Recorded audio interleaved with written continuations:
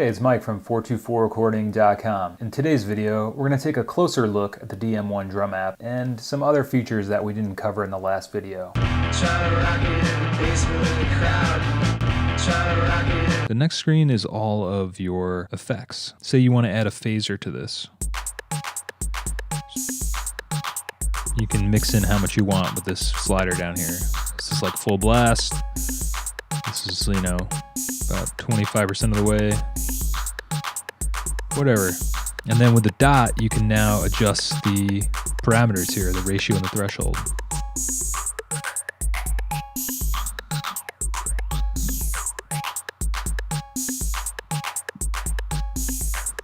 So what's cool about that is you could record in real time different effects, or you can just leave it in one spot if you like an effect. Let's put some dub delay on there.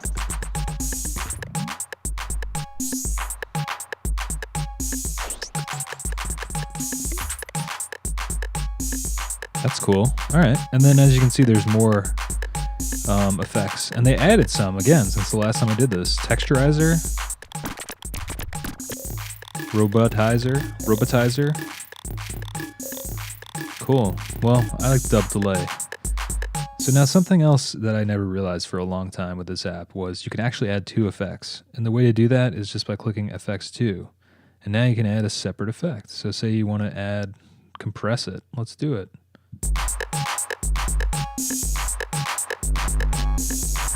Oh man, that's like really smashing it. That sounds cool.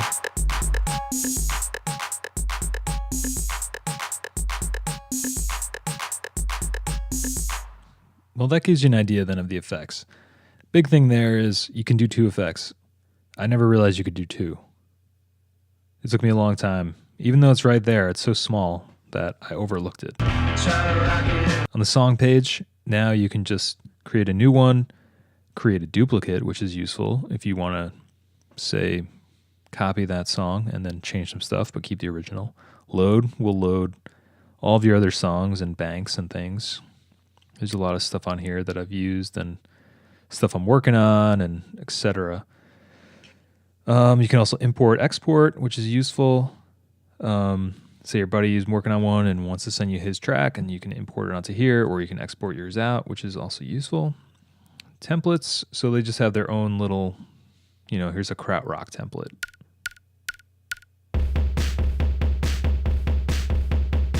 Sounds like krautrock. So before, if you remember, I said I'll tell you how to use the song button. Basically, if you unclick that, now it's only going to play this first parameter, this first pattern. See how it's just staying here. But so if you hit song now, watch, it's going to start playing through the song.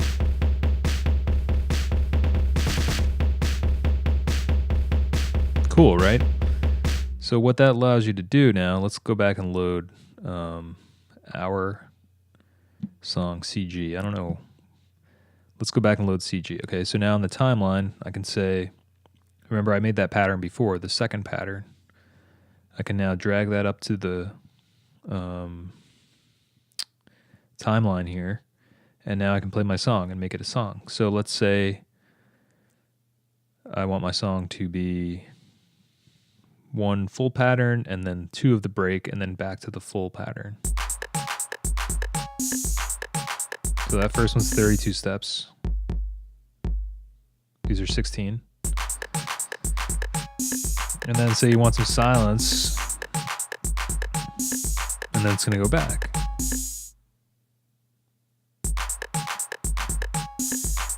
So I think as you can see, this is just scratching the surface. You can get really crazy with this. So you want to go to pattern 3, add some more stuff to that, go back to the step screen, and you can go nuts. You can go crazy.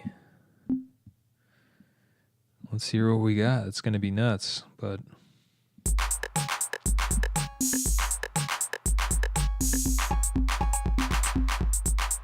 you know, pretty amazing little device here.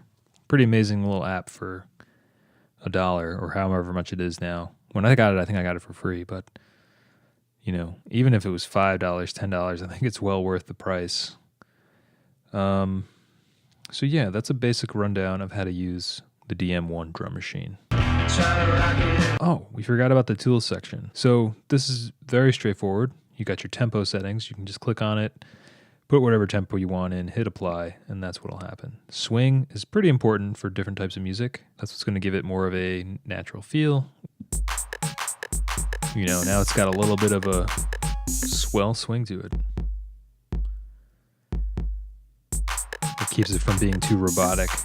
Unless you want it to be robotic. It just doesn't sound bad. Just, you can really give it, you know, some life. Put some life into it.